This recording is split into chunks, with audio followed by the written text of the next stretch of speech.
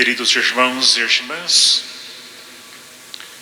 nestes dias já de distanciamento social, eu senti a saudade de vocês aqui da igreja,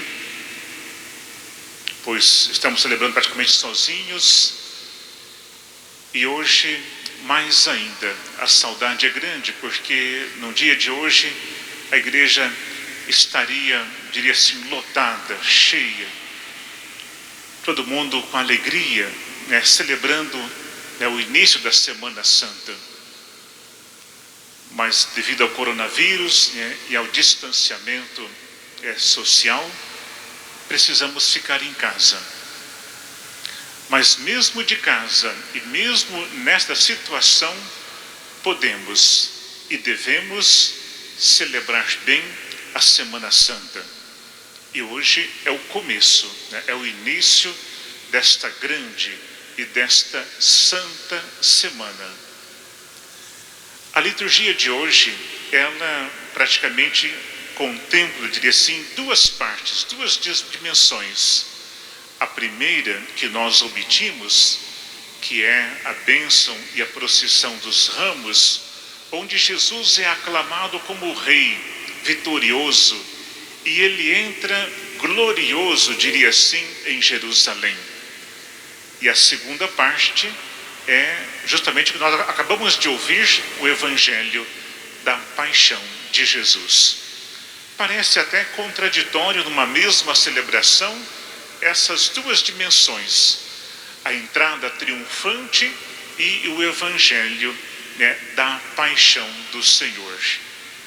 Mas veremos que não é contraditório, não é contraditório. Comecemos, portanto, a olhar a primeira parte da celebração de hoje, que foi omitida, que é a bênção, a procissão dos ramos. É uma acolhida alegre, festiva.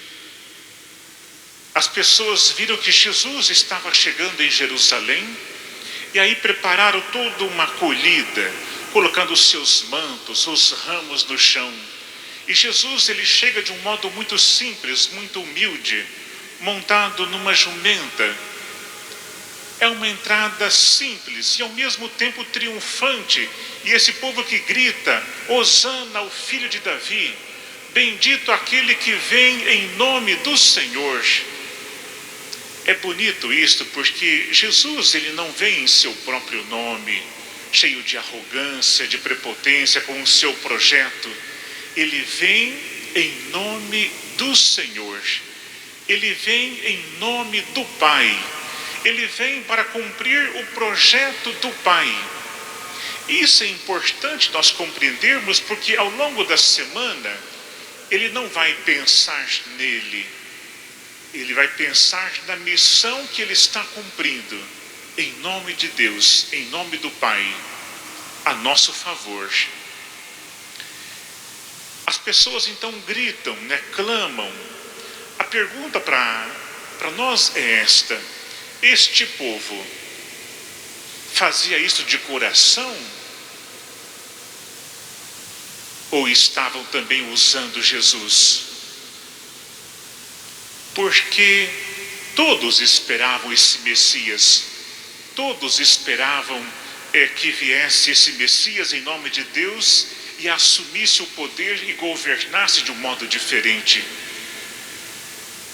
E eles viam em Jesus as condições, porque Jesus tinha poder, realizava obras maravilhosas. Então eles queriam que Jesus entrasse em Jerusalém de um modo triunfante, assim como entrou Davi há muito tempo atrás, triunfante, e assumiu o trono e confrontou as lideranças da época, assumiu o trono e reinou sobre eles. E eles esperam o mesmo de Jesus. Jesus entra em Jerusalém triunfante, mas não vai para assumir um trono. Ele vai para a cruz. Desde que mundo é mundo, as pessoas, elas gritam a Deus, elas louvam a Deus. Nem sempre é demonstrando uma adesão verdadeira a Deus. Na maioria das vezes, grita, louvam a Deus, porque querem que Deus venha ao seu encontro e faça a sua vontade, a vontade dele, do povo. Eles não querem fazer a vontade de Deus. Também essa multidão gritando, clamando, Hosana, filho de Davi, será que eles realmente estavam acolhendo Jesus? Ou eles queriam que Jesus entrasse em Jerusalém, confrontasse todos, assumisse o poder e reinasse em favor deles? Nós também, quando aclamamos Jesus, quando reconhecemos Jesus, estamos aderindo a Ele, ao seu projeto, ou queremos que Ele venha ao nosso encontro, gostamos dEle, mas que Ele venha fazer aquilo que nós queremos? Alguns biblistas falam que Judas, assim como essa multidão, ele estava ansioso, cheio de expectativa em relação a Jesus. Ele tinha certeza que quando Jesus entrasse em Jerusalém, nessa ocasião, provavelmente dita, que Jesus chegando lá, ele ia confrontar as autoridades religiosas, o rei da época, e assim por diante, Pilatos e assim por diante. Ele ia confrontar, e com a sua sabedoria e com o seu poder, ele ia desbancar, diria assim, essas pessoas e assumir o poder. E caso precisasse, até mesmo através da força, Jesus ia destronar todos e assumir esse trono. Aí Jesus entra em Jerusalém, aclamado, e nesses primeiros dias, Jesus se mantém humilde e simples, como sempre foi e será. Aí começa a gerar uma decepção, uma revolta. E Judas, certamente ali, sem entender, ele vai para entregar Jesus. Não por maldade, porque ele queria matar Jesus e pegar o dinheirinho dele. Não isso. Ele entrega Jesus porque, já que Jesus não toma uma iniciativa, já que Jesus não vai ao encontro e rompe com essas pessoas e assume o poder, então Judas quis provocar esse encontro, ou esse confronto. Jesus foi e entregou Jesus. Deu lá a localização de Jesus e recebeu as moedas. E aí, na expectativa de que Jesus, então, ia confrontá-los, e de uma vez para sempre assumir o poder. Mas Jesus não tem esse projeto de assumir um trono, um poder humano. Ele tem um trono muito mais importante, um projeto muito mais importante. E quando Judas percebe que eles estão num processo, que vão matar Jesus, e que ele não reage com força, com violência, aí Judas percebe que o plano de Deus é outro. Então Judas, ele vai até os sumos sacerdotes dizendo: eu pequei, eu errei, eu entreguei para vocês um inocente. E eles disseram para Judas, em outras palavras, evidentemente, disseram: não importa mais, o que nós queríamos já temos, que é Jesus, e vamos matá-lo. Aí Judas joga as moedas, sai correndo e, desesperado pelo erro cometido, vai se enforcar. Pedro também traiu Jesus. Mas Pedro, quando percebeu a sua traição, a sua infidelidade, ele se arrependeu. E no texto original vai dizer que ele fez a metanoia, a conversão. No caso de Judas, ele viu o erro, viu o pecado, mas ele não fez essa metanoia, essa conversão. Ele se desesperou e foi se enforcar. Judas é o modelo do antidiscípulo. Queridos irmãos e irmãs, muitas vezes nós também somos como Judas. Não porque queremos o mal de Jesus, queremos matar Jesus, não. mas nós queremos forçar Deus a executar os nossos planos, porque nós entendemos, nós sabemos, e Deus tem que vir e fazer isso, isso, isso. E nós muitas vezes, com a nossa arrogância, provocamos isso, como Judas, provocar esse encontro, provocar a Deus para que Ele faça, para que Ele cumpra, o plano que nós temos na cabeça. Mas Deus tem um plano muito mais superior que nós nem sempre compreendemos. Se você olhar no Evangelho de Mateus, nesses capítulos 26, 27 da paixão de Jesus, hoje nós ouvimos um texto, diria assim, breve, mas se você olhar todo o texto, vai encontrar várias vezes que diz assim, Mateus, ele insiste nisso, tudo aconteceu para se cumprir a Escritura. Também em relação a Judas, a morte de Jesus e assim por diante. Os demais evangelistas também falam que tudo aconteceu para se cumprir a Escritura.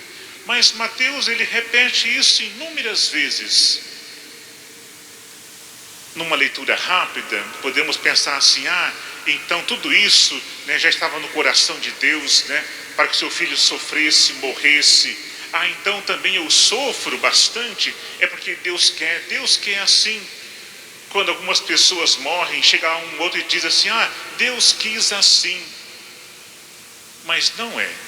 Essa frase que Mateus usa muito no texto, não é para dizer que Deus quis que seu filho morresse assim, que Deus planejou tudo para que isso acontecesse.